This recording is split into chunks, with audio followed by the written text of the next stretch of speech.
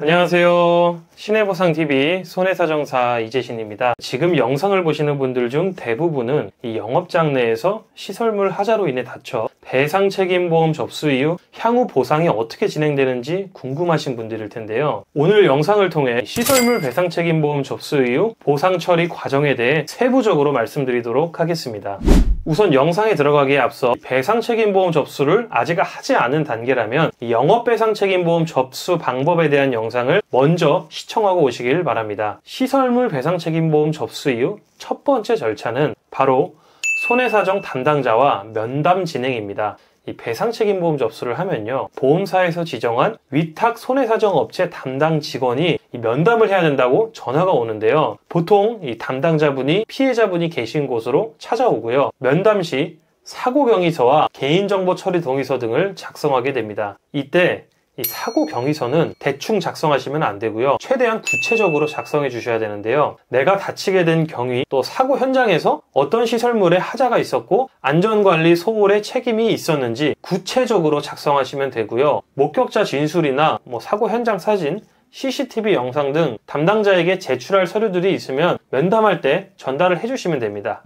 배상책임보험 접수 이후 두 번째 절차, 법률 자문을 통한 과실 검토 진행입니다. 배상책임보험은요, 일반 보험과는 다르게 시설 소유자나 이 관리 주체의 잘못, 즉 과실 책임이 있어야만 보상이 가능한 보험입니다. 대부분 이 배상책임 사고에서 영업장 측에 과실이 100%가 나오는 사고 유형은 거의 없고요. 피해자 측과 또 영업장 측의 이 책임 비율이 얼마나 되는지 사고 내용을 통해 이 과실 여부를 따져보는데요. 이렇게 과실 여부를 따지기 위해 거치는 절차가 바로 법률 자문입니다. 보통 이 법률 자문을 통해 이번 사고와 유사한 판례를 참조해서 과실 여부를 확정하게 됩니다. 대표적인 유사 판례를 살펴보면 보도블록의 단차로 인해 발생한 사고는 이 단차가 몇 cm냐에 따라 관리 주체의 과실이 30%부터 70%까지 책정이 되고요. 또 지나가다가 낙하물이 떨어지는 사고는 전혀 예측할 수 없는 사고이기 때문에 관리 주체의 과실 100%가 책정되고요. 손님이 음주 상태에서 장애물에 걸려 넘어지는 사고는 이 관리 주체의 과실이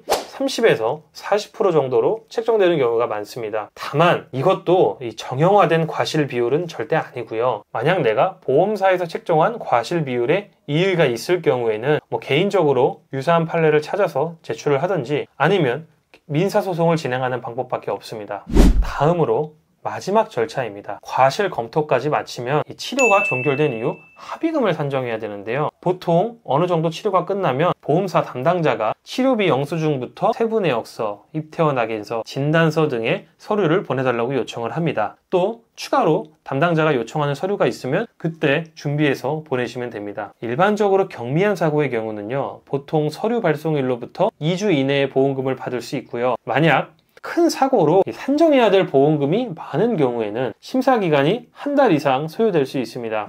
자, 마지막으로 시설물 배상책임보험 접수 이후 주의사항에 대해서 말씀드리고 영상 마무리하도록 하겠습니다. 만약 내가 골절 진단받고 수술을 했다든지 아니면 인대 파열로 수술을 했다든지 경미한 사고가 아니라 크게 다친 경우에는 보험사에서 산정한 합의금을 그대로 수용하시면 안 됩니다. 왜냐하면 보험사에서 제시한 합의금에는 후유장애 보상이 빠져 있기 때문입니다. 보통 팔, 다리 부위 골절이나 인대 파열로 수술까지 한 경우, 또 척추뼈가 골절된 경우에는 후유장애 관련 보상을 추가로 받을 수 있는데요. 이 후유장애 합의금을 받으려면 피해자 본인이 후유장애가 남았음을 스스로 입증해야 되기 때문에 보상받는데 어려움을 겪게 됩니다. 이때는 반드시 유사 사례를 처리했던 손해사정사의 도움을 받을 수 있다는 사실 꼭 알고 계시면 도움이 되실 겁니다. 자, 오늘 영상은 여기서 마치도록 하고요. 배상책임보험 접수 이후 보상 관련해서 상담이 필요하신 경우에는 고정 댓글에 있는 상담 신청 링크를 참조해 주시길 바랍니다. 마지막으로 오늘 영상이 도움이 되셨다면 구독과 좋아요 부탁드리겠습니다. 감사합니다.